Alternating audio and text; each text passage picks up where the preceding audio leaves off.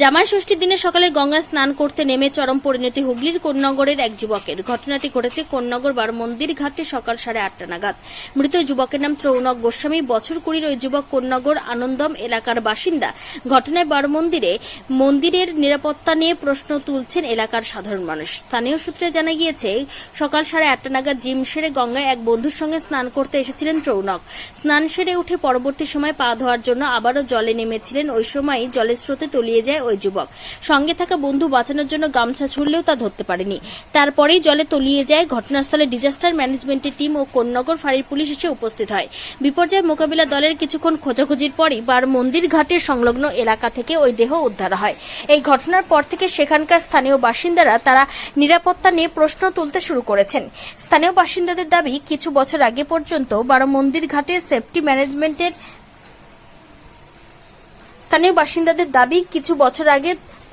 বারমন্দির ঘাটে safety measurement, সরব দড়ি, টিউব এবং লাইফ জ্যাকেট রাখা থাকত, কিন্তু বর্তমান সময়ে সেসব কিছুই আর অবশিষ্ট নেই। স্থানীয়দের দাবি, যদি এই সমস্ত সরঞ্জাম থাকতো তাহলে হয়তো আজ ছেলেটিকে বাঁচিয়ে নেওয়া যেত।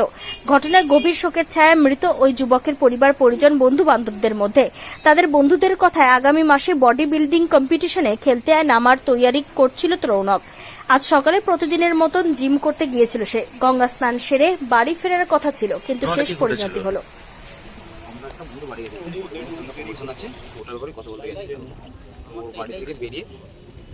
বললো কি পাটা কেটে গেছিল, গাড়ি স্ট্যান্ডে লেগে ফেটে গেছিল। তো বললো পাটা হয়েছে বোধ হয়, শনি দশা চলছে, পাপ আছে, পাপ ধুয়ে আসি চারমো করে। তো প্যান্ট পরে এসছে, আমি প্যান্ট পরে এসেছি, নর্মাল প্যান্ট পরে বেরিয়ে গেছি, ঘুমিয়েছিলাম এই প্যান্ট। ওর কাছে আইফোন ছিল, আমার তাহলে তুমি ধরে বস, আমি চানটা করি। ওই আর কি মাত্রাতে ভিডিও করেছে, মানে ভিডিও আছে।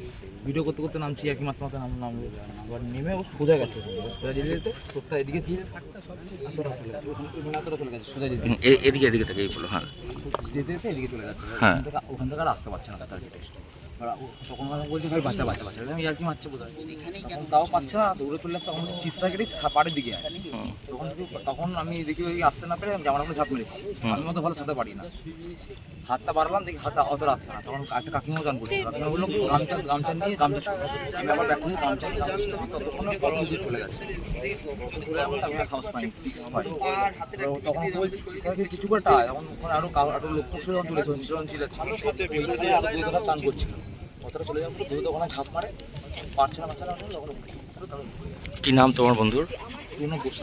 ত্রৌনক গোস্বামী। কোথায় থাকতো? মেইন থাকতো কফি হাউস, কফি হাউসের পাশেই বাড়ি।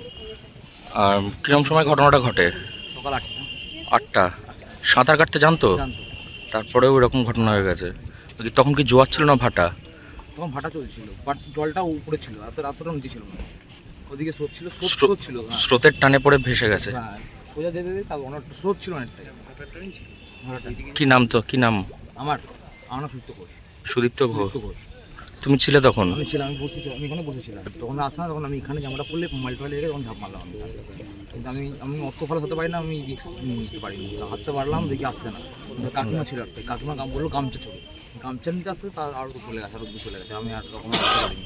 তখন আরও কাকিমা আরও কয়েকজন লোক চিলাচিলি করছে, তখন ওখানে আরও দুটো চান করতে গেছে দোকানে, ওখানে দূরে ঝাঁপ মারলো। ততক্ষণে কি করতো তোমার বন্ধু? কি করতো?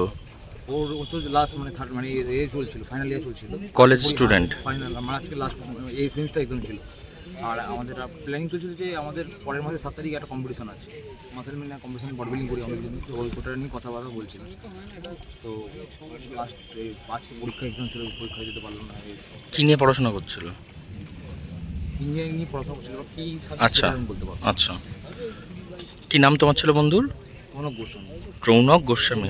ত্রৌনক। তোমার নাম? সুদীপ্ত ঘোষ। সুদীপ্ত ঘোষ। একই পাড়ার ছিল।